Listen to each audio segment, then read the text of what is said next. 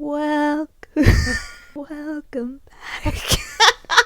Welcome back. Sarah's gonna sing. I thought it sounded so nice. Like, Sarah, do it. And no, it was performance anxiety. It was too angelic. Oh, it was very angelic.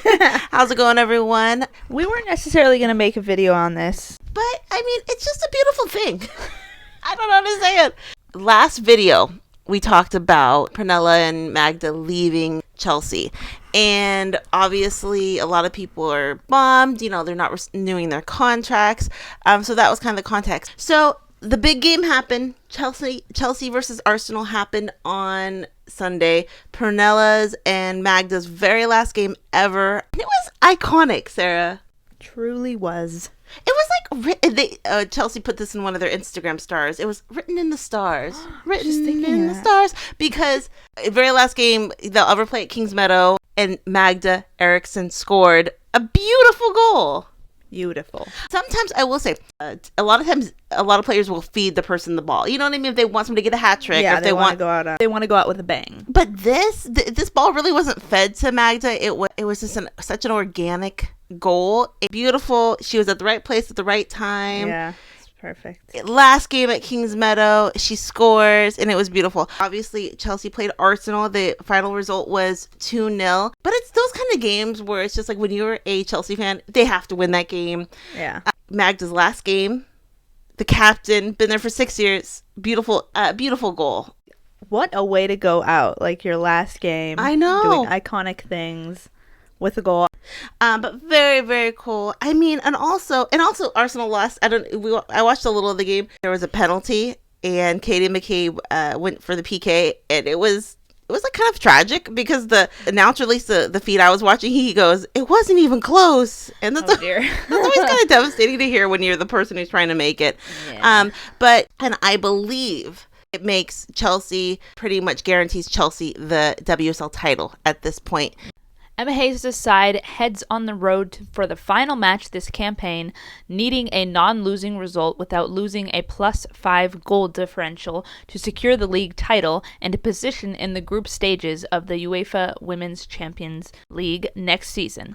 Yeah, so this was a big game too. So basically the next game they play is against Reading. So they pretty much guaranteed them the title. So this was a huge match. And for Chelsea fans, it was a big time game. And I'm pumped for them. You know what I mean? With that, obviously we talked about it's going to be Pernille and Magda's last match at home at Meadow Park. Chelsea posted so many videos of them at the game, farewell. A lot of their posts were dedicated, and I know that you saw right here of them thanking the fans, and like they gave them little placards with their numbers. And very cool. Even when I saw this, I mean, Magda could not hold in her emotions. I mean, even if she tried to, I don't think she could have. They had to bring out the tissues. Yeah, they brought out the tissues, and she was really emotional. Yeah. So they posted that. And did you see this when they put Magda's first goal in 2017, and then with her last goal, which it might not be her last goal ever because they have one more game, but I just think it's so cool that she was able to score at her last game ever at Kingsmeadow in front of the home fans. I mean, she's not a goal scorer, she's a defender, so she doesn't score a lot. So the fact that she could score then on her last game probably meant a lot. And it was very cool. Yeah, I think she only has 10, 11 career Chelsea goals. So that was very special. Very, very special. I mean, they play against Reading. I would assume that Magda and Pernille would play again. But it's the last time they're playing at home at Kingsmeadow. Oh, okay. Full circle. Yes! And that's where it says written in the stars. Everything was about her journey there was written in the stars. Yeah. A lot of cool photos. But she could not have held back emotions, and Pernille as well. I mean, it's just so emotional for both of them. I mean, they've lived in London. Magda's lived in London for 6 years. Pernille's lived there for 3 years. Couldn't have wished for a better send-off. This place has been my home for the last 6 years, and I'm going to miss it so much. Thanks for all the love, hugs, tears, and gifts on this special day. Yeah. And then Pernille wrote this. An amazing farewell party at Kingsmeadow. Gonna miss this place and all of you guys so much. Yeah, so very cool. I mean, very emotional, especially for them, them as a couple too. I mean, a lot of non-Chelsea fans were even rooting for them. Even in our video last time, a lot of the comments said, I'm not the biggest Chelsea fan, but I really rate and root for Pernille and Magda. So kind of talking about our last video, we had read a couple comments saying, we still don't know why Magda and Pernille left. Who knows if we will ever know the official reason. We did read two comments one saying Pernille wasn't offered a contract she liked and said she was going to move on. Magda said, I'm going to follow Pernille. Another person said, no, it's because Magda didn't get playing time. And so she said, well, I'm not getting the amount of playing time I want. I'm going to move on. Pernille followed. Either which we said in the last video, they went together. So, but then I read this comment, and this had another perspective. Put all the views out there because I thought this was a good comment. No. Incorrect comments as examples of why they're leaving. Magda doesn't leave the club because she got some playing time for a short period. The reason she got playing time at the end was because she chose not to renew her contract. Then it's natural that Emma chooses try playing with others. Why build her team on someone who doesn't want to stay? Then came injuries, which meant that Magda still had to play. It is of course a joint decision that they chose to leave when their contracts ended anyway. It will probably be Bayern, and it will be fun to follow them.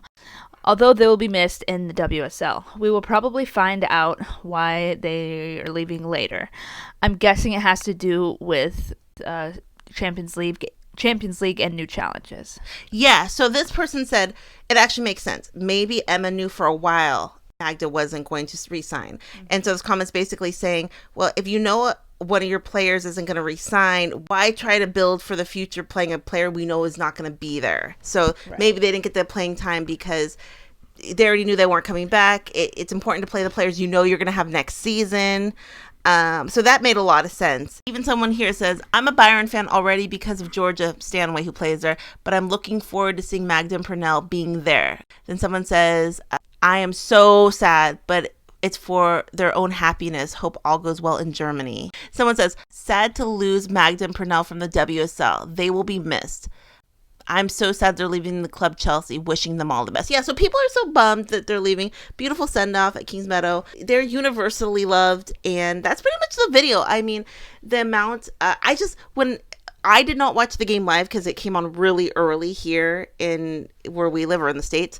But when I heard Magda scored, I go, no. That's like we talk about. It's like in a movie. We always say that. There's a lot of movies that should be written, but it's like a movie. She scored on her last game ever at Kingsmeadow. It was like she was at the right place at the right time. It was like meant to be. She scored. Even puts more of the emotion, like when they are leaving, when they had like kind of the ceremony at the end and stuff. That just gives more emotion to the whole situation. Mm-hmm. And it's like when you see players you like go to other leagues, obviously you still follow them, but I think people who really follow the WSL, a lot of them don't necessarily watch games from other leagues just for convenience, timing, and they're not as accessible as where you live. A lot of people watch this in England. You're not gonna be able to watch it as easily, I don't think, Bayern Munich as easily as you can the WSL. Did everyone see Magda score? Wasn't that a beautiful score? Bummed for Arsenal too.